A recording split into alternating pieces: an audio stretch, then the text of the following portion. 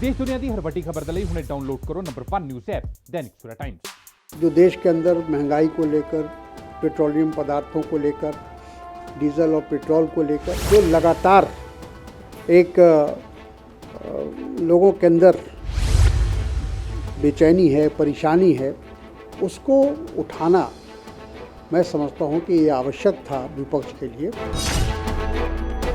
5 राज्यों में जो चुनाव होने जा रहा है उसमें लगा हुआ है, लेकिन देश की जो समस्या है, चाहे वो किसानों की समस्या हो, चाहे वो महंगाई की समस्या हो, बेरोजगारी की समस्या हो, उस पर कोई ध्यान इस सरकार का नहीं, मोदी सरकार का नहीं।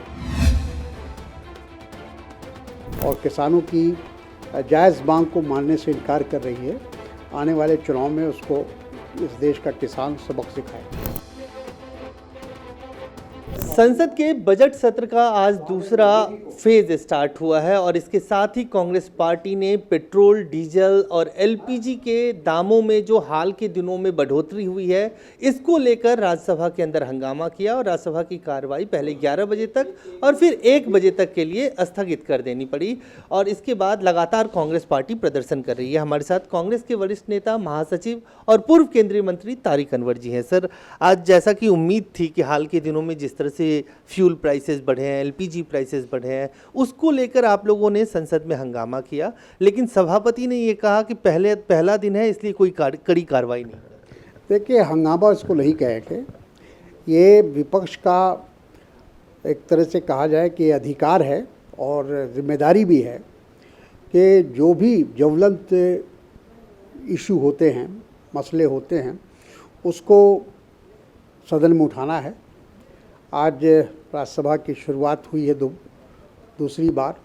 वैसी हालत में जो देश के अंदर महंगाई को लेकर, पेट्रोलियम पदार्थों को लेकर, डीजल और पेट्रोल को लेकर जो लगातार एक लोगों के अंदर बेचैनी है, परेशानी है, उसको उठाना मैं समझता हूं कि ये आवश्यक था विपक्ष के लिए। देश की जनता इस बात को बहुत इंतज़ार कर रही थी और वो ये अपेक्षा कर रही थी कि विपक्ष इस मसले को सदन में भी और सदन के बाहर भी इस मसले को उठाएगी। सर, चूँकि फ्यूल प्राइसेस का सीधा असर किसान और किसानी से भी होता है, डीजल की कीमतों से फसल पे जो कॉस्ट ऑफ प्रोडक्शन है वो बढ़ जाता है। एक तरफ 100 दिन से ज़्यादा का वक्त हो चुका है कि किसान एजिटेशन कर रहे हैं कि कानून वापस लिया जाए, और सरकार है कि वो पूरी तरह से चुनावी मोड में है, उसके लिए पूरा तंत्र लगा है कि किसी तरह से वो बंगाल का चुनाव जीते। नहीं, आपका कहना सही है कि ये सरकार का ध्यान 5 राज्यों में जो चुनाव होने जा रहा है उसमें लगा हुआ है, लेकिन देश की जो समस्या है, चाहे वो किसानों की समस्या हो, चाहे वो महंगाई की समस्या हो, बेरोजगारी की समस्या हो, उस पर कोई ध्यान इस सरकार का नहीं, मोदी सरकार का नहीं। उनको सिर्फ चुनाव जीतना है। कैसे चुनाव जीता जाए, उसके लिए क्या तरकीब करनी चाहिए, इस बात में इनकी शक्ति लगी हुई है, इनकी ताकत लगी हुई है।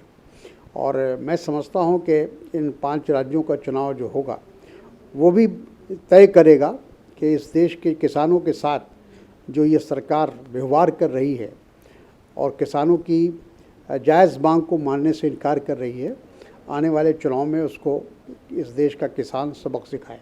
रेफरेंडम माने इसको कि अगर जो चुनाव के नतीजे आएंगे, वो जो फार्मर प्रोटेस्ट हो रहा है उसको लेकर एक रेफरेंडम के तौर पे होगा। देखिए, बिल्कुल कोई भी चुनाव होता है तो वो इस बात को निर्धारित करता है कि सरकार की नीति सही है या गलत। अब चूंकि बजट सत्र का दूसरा फेज चल रहा है, 100 दिन से ज़्यादा का वक्त हो चुका है, 200 से ज़्यादा किसानों की मौत हो चुकी है, कितना लंबा चलेगा? क्या विपक्ष सरकार के ऊपर सदन के अंदर भी इस बात का दबाव डालेगा, चूंकि न प्रधानमंत्री की तरफ से न कृषि मंत्री की तरफ से कोई इनिशिएटिव सरकार की तरफ से डायलॉग या बातचीत का दिख नहीं रहा है? देखिए, ये सरकार बिल्कुल अहंकारी सरकार है, इसको किसी बात की चिंता नहीं है।